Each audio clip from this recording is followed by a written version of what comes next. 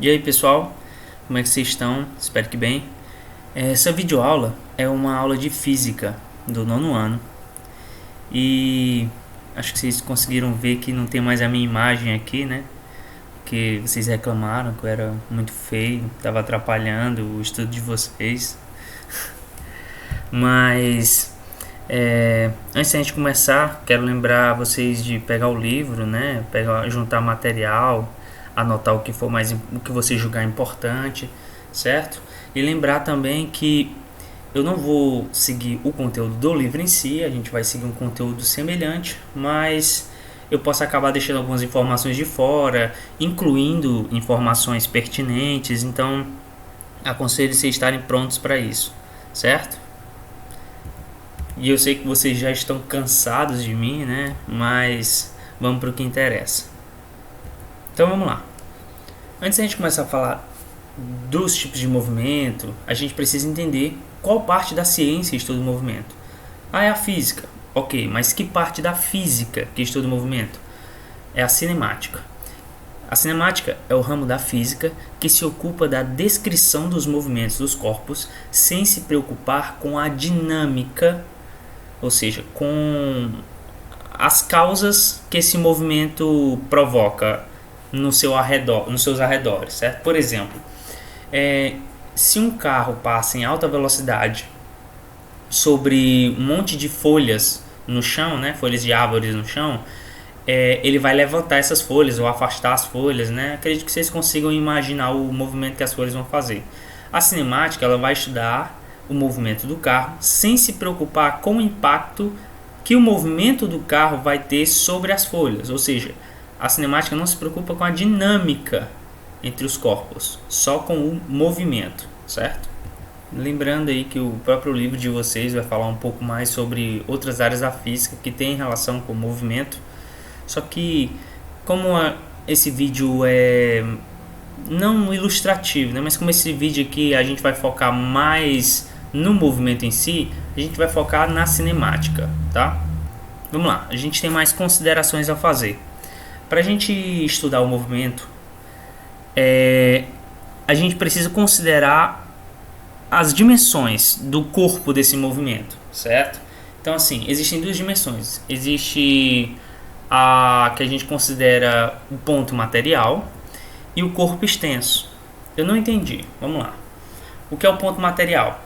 É todo o corpo cujas dimensões são desprezíveis em relação ao dado referencial. Então é tipo assim, se eu vou considerar um movimento de um carro, dependendo do meu referencial, por exemplo, é um carro que vai de uma cidade A até uma cidade B.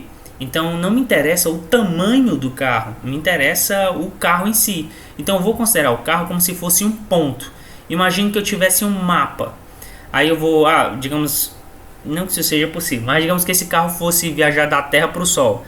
Me interessa nesse percurso aqui o tamanho do carro? Não, eu vou considerar o carro como se fosse um ponto, entendeu?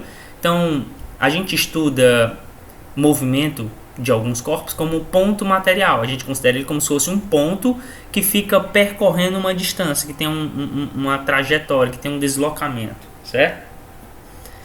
Como, por exemplo, a Terra em translação pode ser considerada como ponto material, pois seu tamanho não importa em relação à extensão de sua órbita. Tá vendo? Mesmo a Terra, que é muito grande, quando a gente vai estudar a translação, né, que é o movimento da Terra ao redor do Sol, a gente vai considerar a Terra como um ponto e não como tipo a extensão dela aqui, ó, não interessa pra gente para esse movimento, certo? E o oposto seria o corpo extenso, né? É a interferência de um corpo cujas dimensões não podem ser desprezadas no estudo de determinado fenômeno, como o exemplo que está aqui, né? Ó, se eu vou tratar do quanto tempo o trem leva para passar sobre uma ponte, né? Aqui o tamanho do trem vai me importar, porque o tempo que ele vai levar para passar por essa ponte é o tempo que ele leva para entrar e o tempo que ele vai levar para sair. Só que se eu considerar o ponto material aqui da frente do trem, eu vou estudar esse movimento de um jeito. Agora, se eu for considerar toda a extensão do trem, né? Porque aqui tá só o primeiro vagão, mas digamos que fosse um trem com 10 vagões. Então, se eu for considerar toda a extensão do trem, ele vai levar bem mais tempo para passar por cima dessa ponte, certo? Vamos lá entender, então, o que é repouso. O repouso é basicamente a ausência de movimento, né? O repouso acontece sempre que um corpo não muda sua posição em relação a um dado referencial. Então, olha só. Quando eu digo que o repouso é a ausência de movimento, significa o seguinte: a gente costuma dizer que o movimento ele precisa de um referencial. O movimento ele não é absoluto, certo? Ele é relativo. Então, tipo assim, essas duas pessoas aqui estão dentro de um ônibus, né? Considerando que tem uma pessoa do lado de fora do ônibus, que olhe, sei lá, para essas pessoas aqui dentro, em relação esse cara aqui, em relação à pessoa que está lá fora, quando ela olha para ele, ele está em movimento, porque o ônibus está andando, certo? Agora, se esse cara olha para essa mina aqui, ou ela olha para ele, tá? Não necessariamente romanticamente, mas um para o outro, eles não estão em movimento, porque o movimento é relativo. O movimento dela relativo a ele não existe. Eles não estão se movendo, não estão se distanciando, certo? Eles estão em repouso. Já o movimento dela em relação ao cara lá fora existe. Então ela está em movimento para o cara lá fora, mas ela está em repouso para o cara aqui dentro, certo? Vamos ler aqui, ó. Acontece sempre que um corpo não muda sua posição em relação a um dado referencial. Qual seria o dado? Qual foi o dado referencial que eu usei aqui? Ela, certo? Esse cara, para ela, não está em movimento. O cara lá fora, que não existe aqui nessa imagem, né? Mas eu espero que você esteja imaginando. O cara lá fora, para ela, está em movimento. Então, o referencial é ela, certo? Nós temos uma pessoa em movimento, até porque esse cara que está ficando para trás, ele também está em movimento. Assim, quando a gente é criança, por mais que você não lembre disso, a primeira vez que você olha pela janela de um carro ou do ônibus e vê as coisas se movendo, inconscientemente, a primeira coisa que você pensa é que o mundo está se movendo e é você que está parado, entendeu?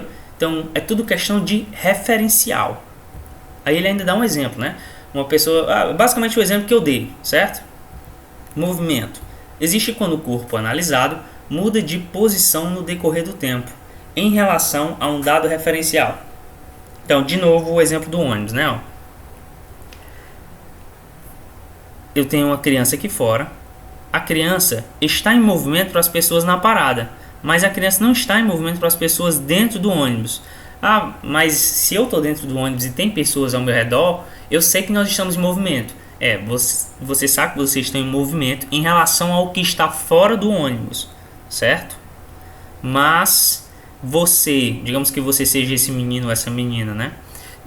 Esse carinha aqui, ele não está em movimento em relação a ela, ele está em movimento em relação a eles, certo?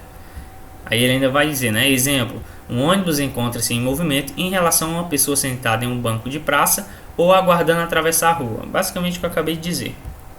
Aí aqui a gente tem uma breve historinha, né? Para ilustrar mais uma vez e tem a conclusão. Eu vou deixar, se você quiser ler direito, dá um pause no vídeo para conseguir ler, tá? Mas eu vou focar aqui na conclusão.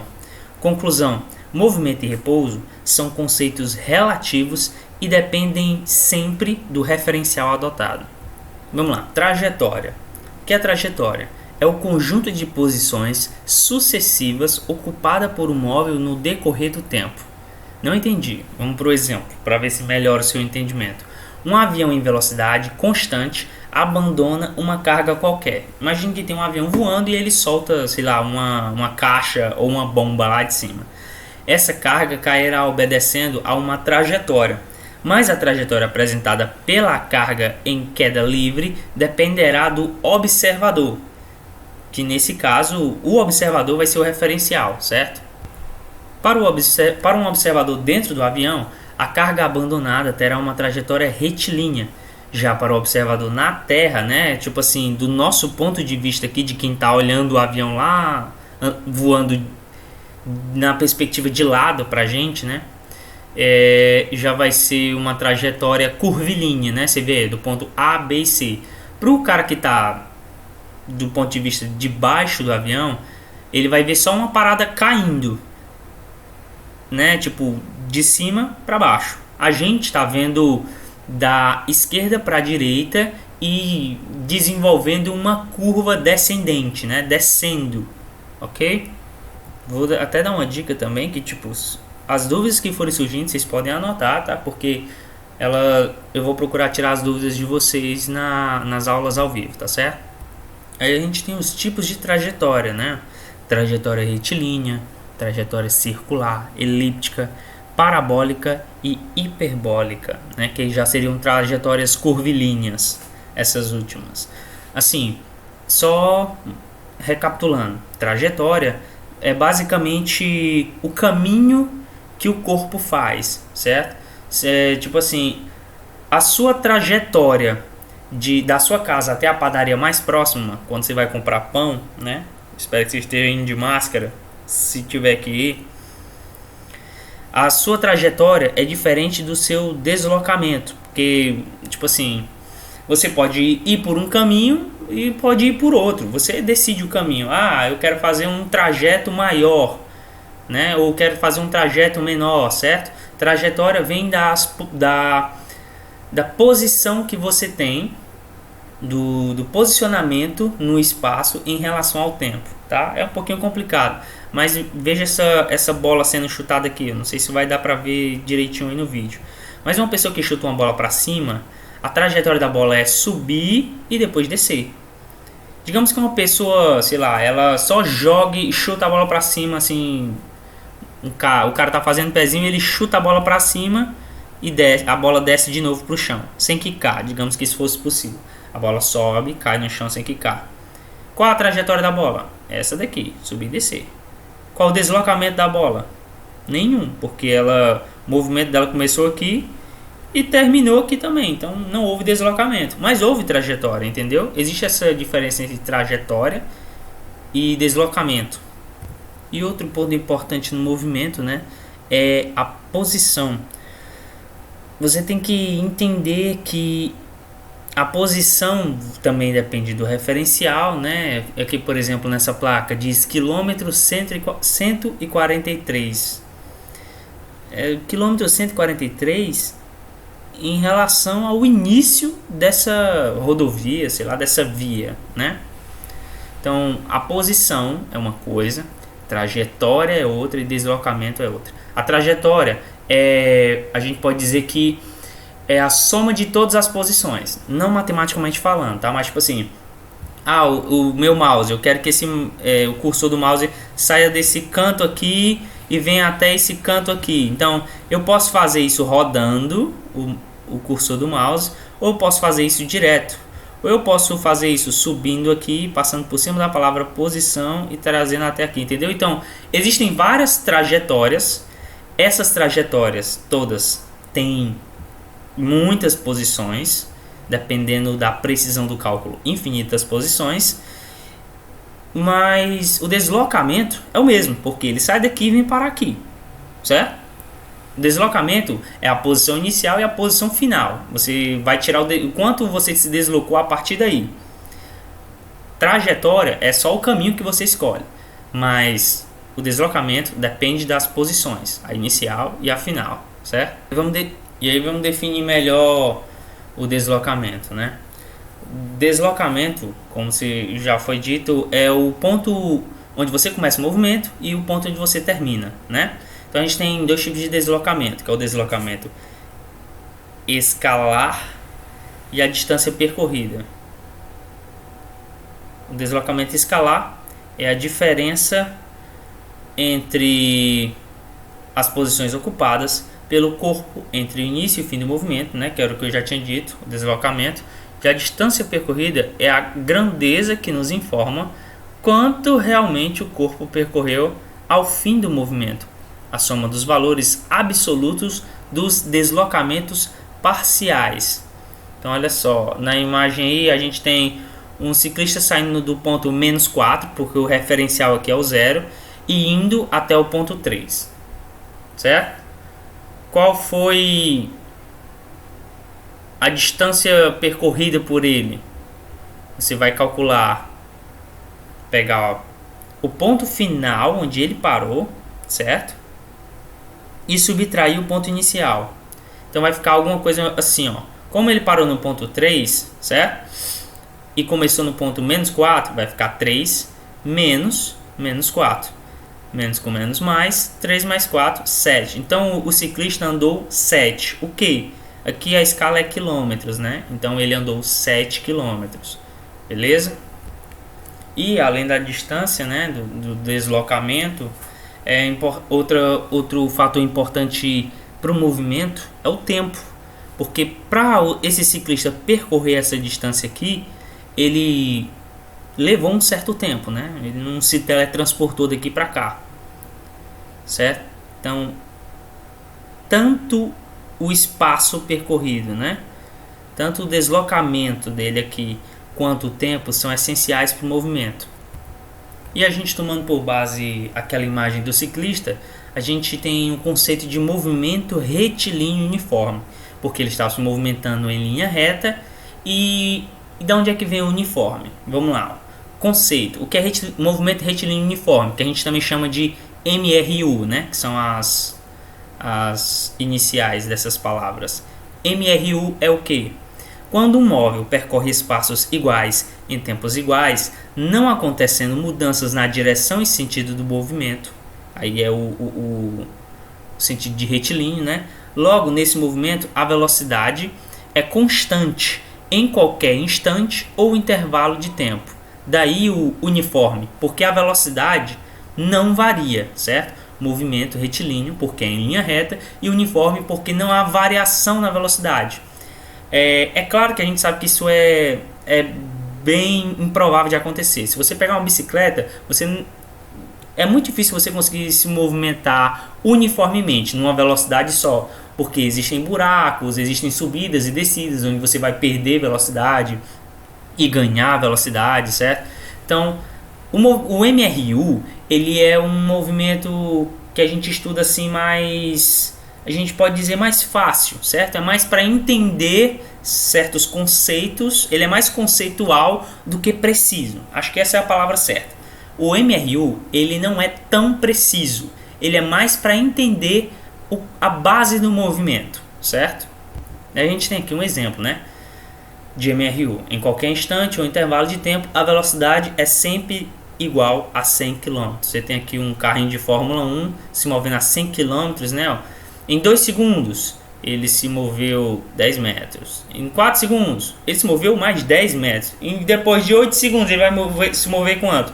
Ora, se em 4 segundos ele se moveu 20 metros, em 8 ele vai se mover 40, porque ele está se movendo na mesma velocidade. Se a velocidade não varia, então o deslocamento vai ser igual de acordo com o tempo, né? Aí a gente chega na nossa primeira formulazinha, né? Se a velocidade escalar é constante em qualquer instante ou intervalo de tempo, a velocidade escalar média, que é como a gente chama, né? Velocidade média, certo? No movimento uniforme sempre será igual à instantânea. O que seria a velocidade instantânea? É a velocidade de um determinado segundo. É tipo assim, um carro, qual a velocidade do carro exatamente às 11 horas? Aí a gente considera como velocidade instantânea. Só que sob essas condições, né, a gente pode igualar a velocidade instantânea à velocidade média.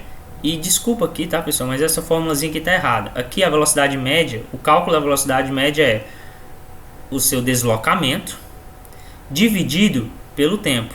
Então é tipo assim, o seu deslocamento no movimento vai levar, né, que é o seu deslocamento, vai levar um certo tempo. E a relação da distância percorrida com o tempo que você leva para percorrer essa distância é o que a gente chama de velocidade média. Tá? No caso só de velocidade.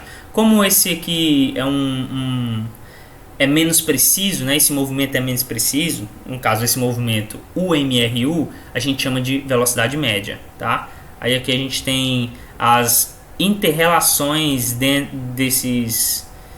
A gente tem essas interrelações aqui dentro dessa fórmula, né?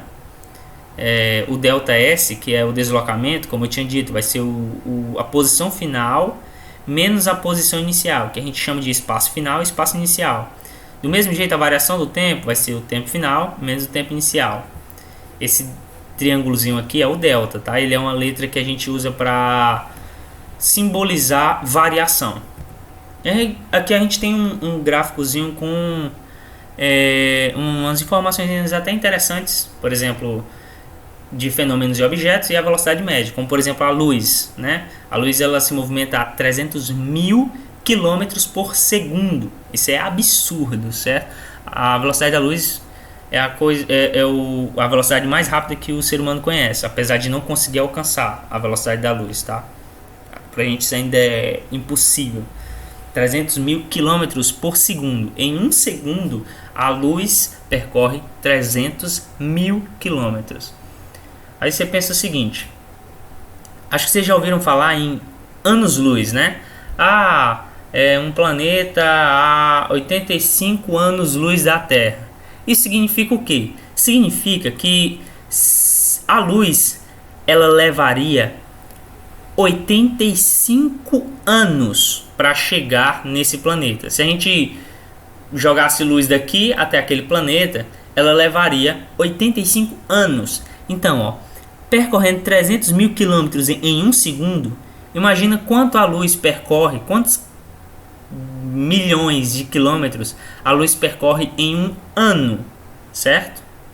Então, a luz é muito rápida. E essa unidade medida anos-luz, ela é enorme, tá? Aí a gente tem mais coisas, né? A Terra, na sua órbita, a Terra se move a 30 km por segundo, também muito rápido. Ó. Em um segundo a Terra percorre 30 km. Aliás, gira 30 km, né?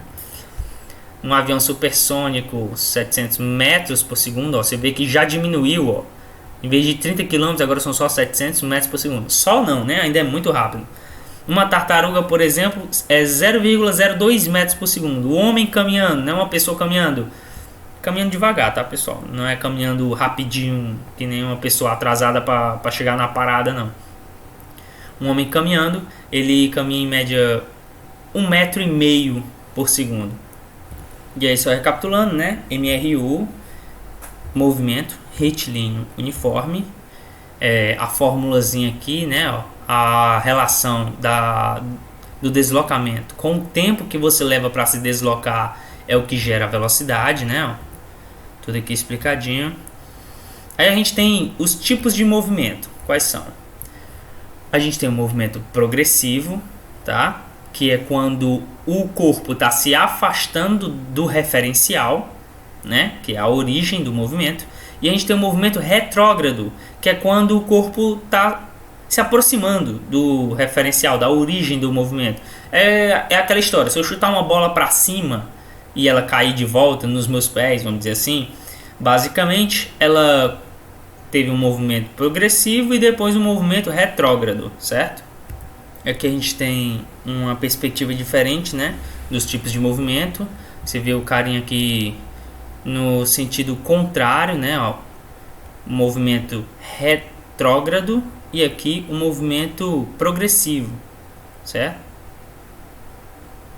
Não que o referencial seja a placa, tá? O referencial é aqui, ó. Opa, é o zerinho ali, ó, a origem do movimento, certo? E aqui a gente também tem o MRUV, né, que além do movimento retilíneo uniforme, a gente também tem o movimento retilíneo uniformemente variado. E o que é que muda do MRU para o MRUV? É que no MRUV a gente tem a variação da velocidade, certo? E a variação da velocidade é o que a gente chama de aceleração. Professor, não estou conseguindo entender o conceito de aceleração. Imagine assim, se você está dentro de um carro parado, certo? O que você precisa fazer para que o carro ande? Eu preciso ligar o motor. Não. Vamos só no básico, tá? Para você fazer o carro ganhar movimento, né? Para você fazer o carro se deslocar, e esse deslocamento logicamente leva um tempo, e essa relação de deslocamento com o tempo é a velocidade. Então, para você fazer o carro ganhar velocidade, tudo que você precisa fazer é acelerar, não é?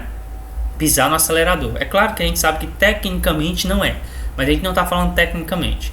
Estamos falando conceitualmente. Para você fazer um carro ganhar movimento, você precisa acelerar, né?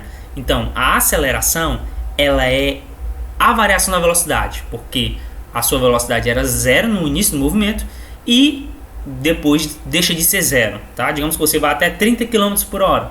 Então era zero e passou a ser 30. E essa variação da velocidade leva um tempo. Então a gente costuma dizer que a relação da variação da velocidade com o tempo é a aceleração.